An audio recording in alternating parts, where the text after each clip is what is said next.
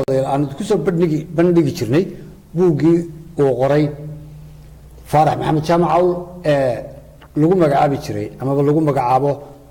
aqoon daro waa u nacab jacayl barnaamijkan ayaan gudaha waxaan u bixinay dhegtaadu ka war dheer mar kale iyo qaybtii ugu dambeysay oo aan mar kale idin xasuusin doono meesha ay noo mareysay qaybtii ugu dambeysay ayaa daawadayaal waxa ay noo mareysay xilligii la gaaray geel badane oo ahaa nin odaya ama nin duqa oo markaasi loo doonay ama u doonanayd gabadhii sheekada inuu matalaysay ee Awrala Barre aabaheed ayaa u yimi dabeetana weydiiyey oo u sheegay in la joogo xilligii gabadhaasi la siin lahaa ninkaasi odayga ah waxa la marayay Awrala oo markaasi farinteeda ku soo gudbinaysay gabay arintaasi ama hadiido ama ha yeeshee barnaamijka ayaynu gudagali doonaa dhinaca kalena waxay noo mareysay Alimaah oo dhaawiciisii wixii uu la raftaba markii dambe ay reer heleen oo dabeetana ardayga la jiifiyay si loo baanto halka ayaynu qaybtan ka sii amba qaadi doonaa aan idin gudbiyo Xasan Huruuse Assalaamu alaykum wa rahmatullah Ali Yaasiin iyo bahda kalsan waad mahadsantihiin wa salaamaya dadka inala socda ee barnaamijkan la socda waxa ay mareysay Awrala aabaheed oo sida Cali sheegay u soo tabiyay oo u soo sheegay la soo hor fadhiistay in la joogo xilligii la balabay geeli waxa uu yiri Awralaay wixii aad jacaylka ku sheegi jirtay soo kama aadan bogsoon soo ma ogdin xilligii la taagan yahay diyaar soo ma aadan ihid waqtigii weynahayaa guhortii baa la taagan yahay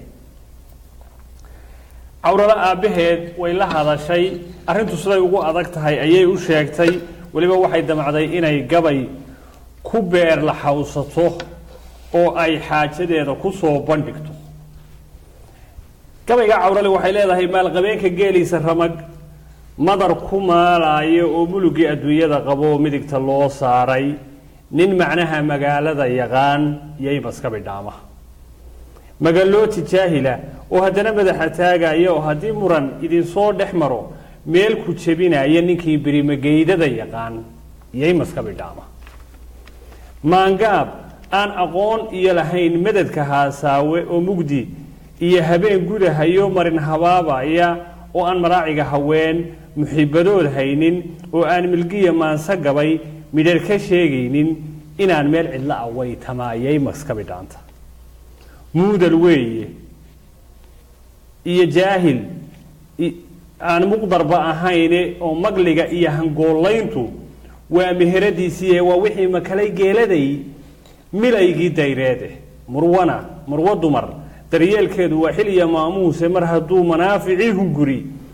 mee ii oranayo inaan meerto guumays noqdaayay maska bidhaanta malabka iyo macaanka iyo wixii mid iyo meehara maantada hadii lay waco la imihiibsiyo maaleeyada caroon rabaayay maska bidhaanta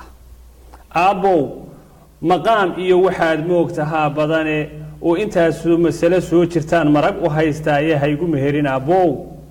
nimaan muhibba ii haynin haygu meherin aabow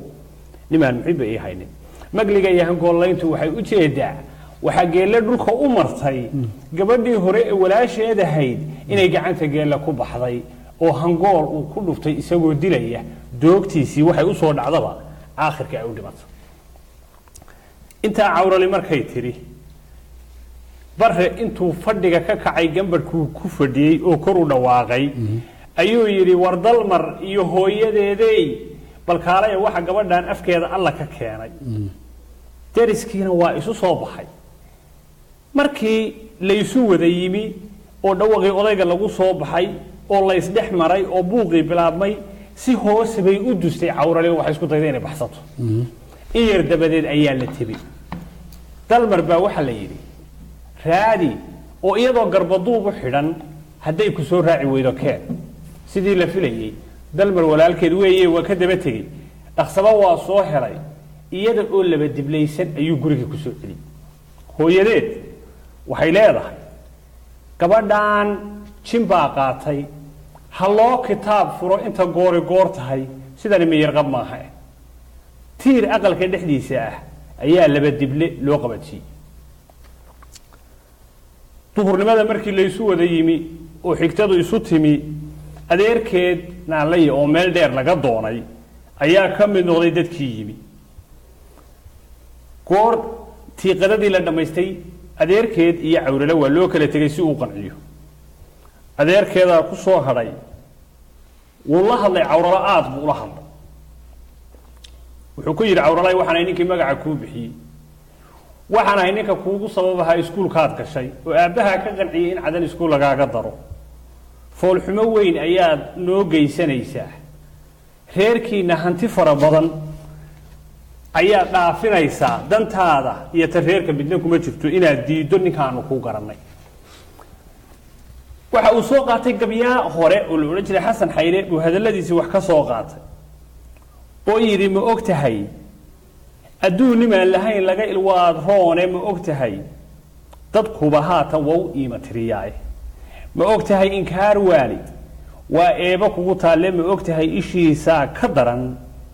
ololkii naareede ma og tahay adduunyada qofkii la ibtilaynayo ma og tahay wixii khayr leh baa lagu adkeeyaa cawrala oo suugaanta u nuglayd way u garowday adeerkeed hadalladaa uu sheegay oo dhammi inay yihiin kuwa qiimo leh laakiin waxay tidhi adeer gabayga qiimaha badanaad tirisay kelmadahaad ka booday waxaa ka mid ah ma og tahay aqoon nimaan lahayn waa allow sahale ma og tahay markaad erey tidhaaho kugu ilaaqaay aqoonta ayay weli mudnaanta siinaysaa adeerkeed waxay kaga afgaabsatay arrinta u wado inay ka soo tashanayso sidaasaa adeerkeed kaga tegey isagoo u ducaynaya in yar markuu kasii maqnaana way isku qoomamaysay ballanqaadka ah oo waxay tidhi kollayba rajo weyni kaama soo muuqatee maxaa kuu diiday iminka inaad odayga gobo'da u dhiibto laba caana maal dabadeed buu ku soo noqday waagaasay adeerkeed la hadasho waxay tidhi haddii aan lay garaabayn haddaan idin garwaaqsiiyo oo aan layla garanayn wixii gama'a ii diiday gartay weeye inaan laalayow gegida jeexda guurkii diiday odayaanan rabi gogol wadaagiisa guurkii diiday geeliya nimaan gacala ii hayn oo go-aankii ku siiye adaa gebagabayn doona adeerow godkaad ila rabtaan gud curmadow weeye guuldarrooyin haybadina iyo weliba geesaase oo garbaduubka iga daaya yaan uruga geeriyooni adeerkeed hadalladaa damaqa leh bay maqashiisay yeelkadeedee waxba ugama ay meel marin gurigii intuu ku noqday ayuu wuxuu ku tala celiyey gabadhan inaan waani ka soo socona in la qasbo sidaana lagu gurigeeyo geellaa cid loo diray oo madar iyo daalo sare jira boqolkii geel ahaa isaga oo wada 4 caasho dabadeed ayuu xii soo gelayaa aroos baa la abaabulay aanay niyad iyo qalbi toonna u haynin cawrale saluugla saaxiibadeed oo dadka ugu dambeysay marakan waxay maraysaa waxaan waxba kaaga shaqayn maayaan iska yar wax lagu talinayo saluugla iyadoo sideedii isaga xidhan oo marna xaliga atiirka laga furo anfacana aanay ka degin wixii ay laf iyo lud u dhalatay maaleeye madow iyo cartir u ekaatay murugada iyo dhibkuna ka soo ifbaxay ayaa goor barqa ah waxa u soo wareegtay saluugla oo hadda iyada laftigeedu ka daashay arrinka jajuubka ah ee la isku wada raacay iyo go'aankan adag ee aan waxba ka midha dhalayn oo saaxiibadeed qaadatay cawrala waxay ku tiri xalay waan riyooday riyo mucjiso qabtana waan ku riyooday haddiiba si aan kula wadaago armaay waxba ku noqon weydaa iska sheeg bay tiri cawrala markaa waxay ku riyootay habeenkaa iyada oo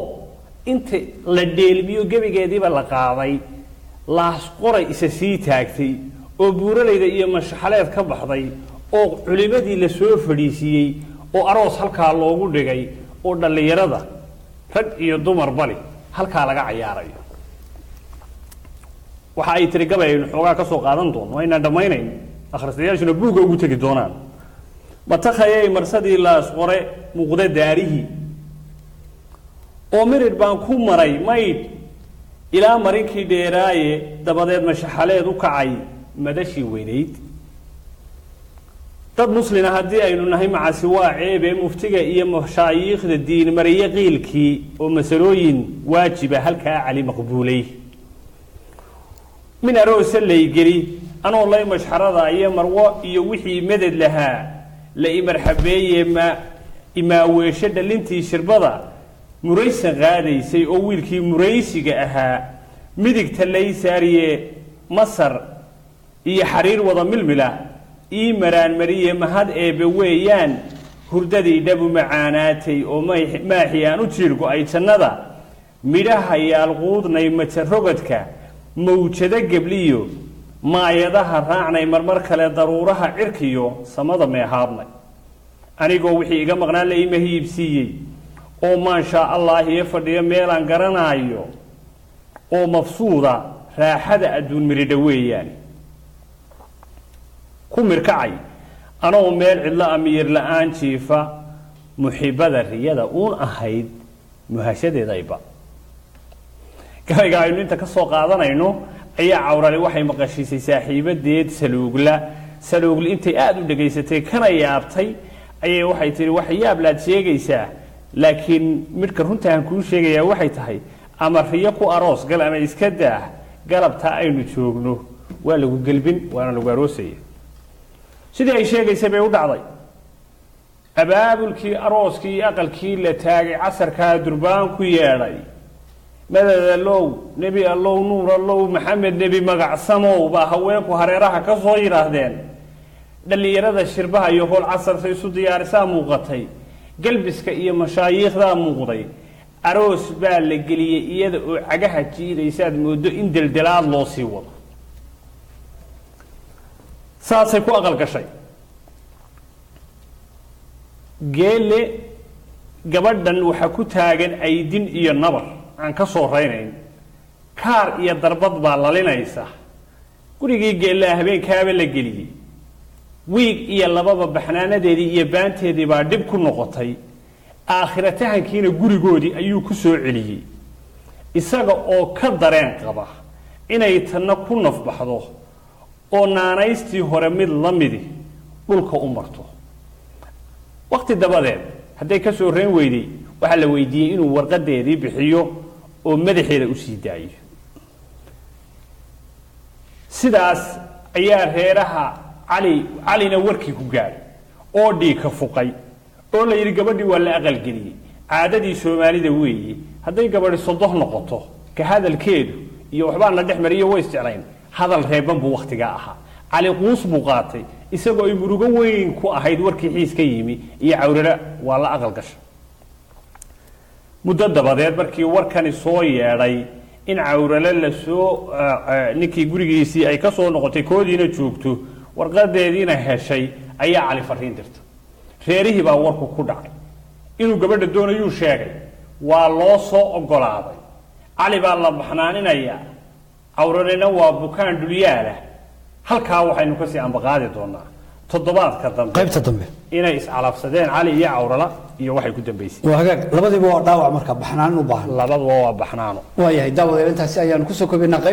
qaybta dambe ayaanu halkaa kasii ambaqaadi doonaa annagoo markaas eegi doona bal in cawrala iyo cali maax oo muddo sheekadooda ay socotay in ay calaf isku yeeshaan oo ay isguursadaan tan iyo kulankeena dambe waa aniga iyo xasan huruse iyo barnaamijkii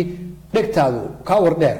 ee aanu ku qaada dhigaynay buuggii la magac baxay aqoon daro waa u nacab jacayl tan iyo kulankeena dambe daawadayaal labadeeduba waxaan kaga tegaynaa sidaa iyo nabad gelyo